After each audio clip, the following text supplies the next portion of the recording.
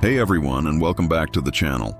Tonight I have a story that will make you think twice about that strange little clause in your lease agreement. It's about a room that, by all accounts, should never have existed. So, I was apartment hunting. You know how it is. Endless listings, sketchy landlords, and places that look nothing like the photos. I finally found one that seemed perfect. Small, a bit old, but cozy. A small kitchen, a narrow hallway, and one bedroom. At least, that's what the ad promised. The landlord was this quiet old man, didn't say much. He handed me the keys, his hand trembling just a little. As I was about to leave, he stopped me.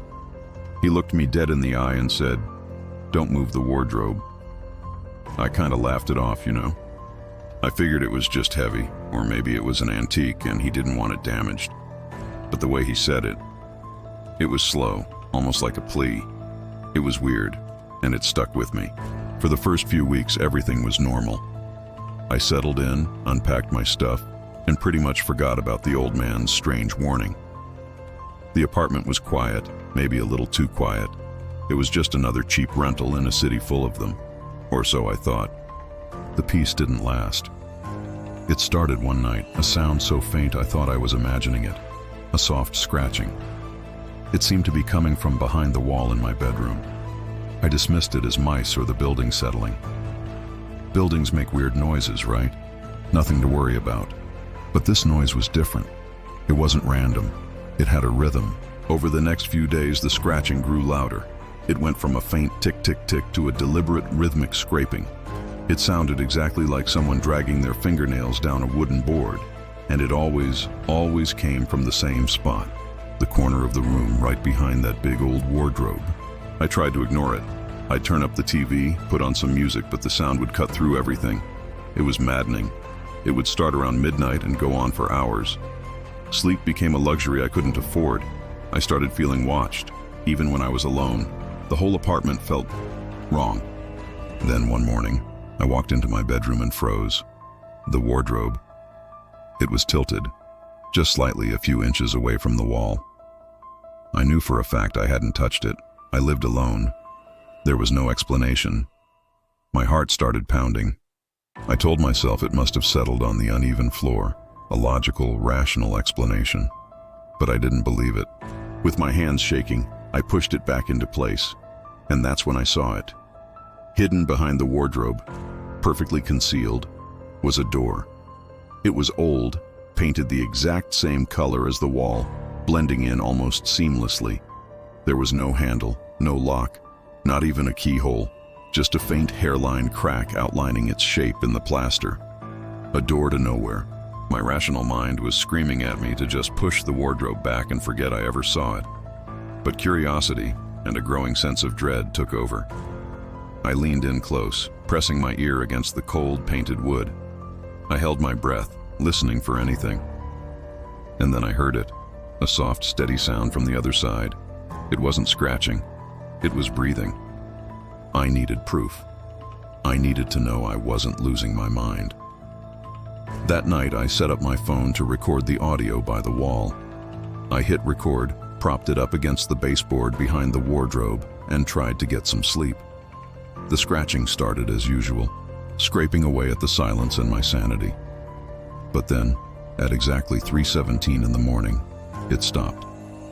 The silence was more terrifying than the noise had been. And then, a voice. A dry, raspy whisper that seemed to come from right beside my ear, even though the phone was across the room. It said, "You moved my things." I leapt out of bed, my blood running cold. I grabbed my phone and spent the rest of the night huddled in the living room waiting for sunrise. The moment the first light hit the windows, I checked the recording. The whisper was there, clear as day on the audio file. But when I looked at the waveform, something was off. It was a flat line. The frequency didn't match any known sound. It was as if the sound hadn't been picked up by the microphone at all, but had somehow imprinted itself directly onto the digital file. That was it. I couldn't take it anymore. I had to know what was on the other side.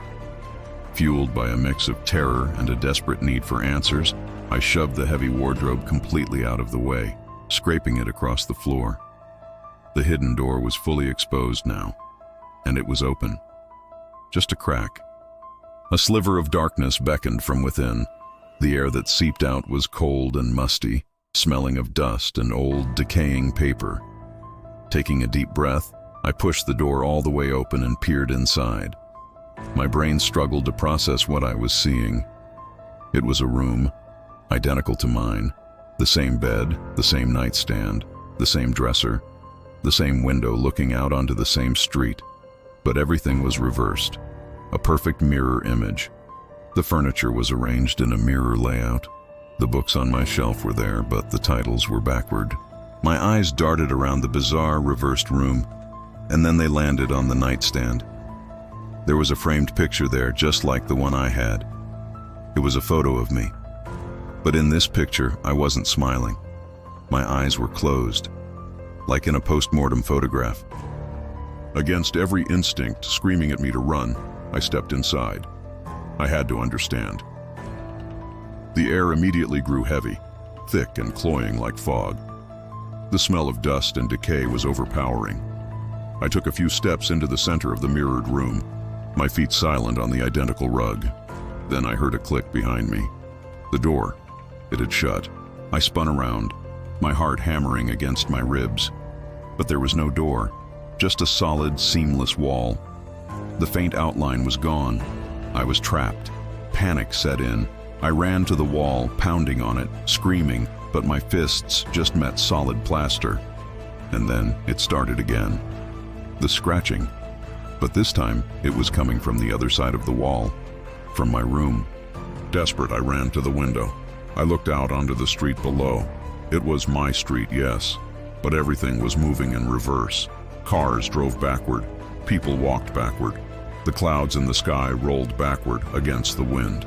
I was in a world where time flowed the wrong way. The realization hit me with the force of a physical blow. I collapsed. The next thing I knew, I woke up in my own bed. I was drenched in sweat, gasping for air. Sunlight was streaming through my window. It was morning. For a split second, a wave of relief washed over me. It was just a dream, a terrifying, vivid nightmare. But then my eyes fell on the corner of the room. The wardrobe was back in its place, flush against the wall. And then I saw it. On the mirror of my dresser, traced in the thin layer of dust, were 3 words. Don't move back. I haven't tried to move the wardrobe again. I'm too afraid of what I might find, or what I might let out. But the story doesn't end there. The scratching has returned. Every single night, like clockwork. But this time, it's not coming from behind the wall. This time, it's coming from under my bed. Thanks for listening to my story tonight.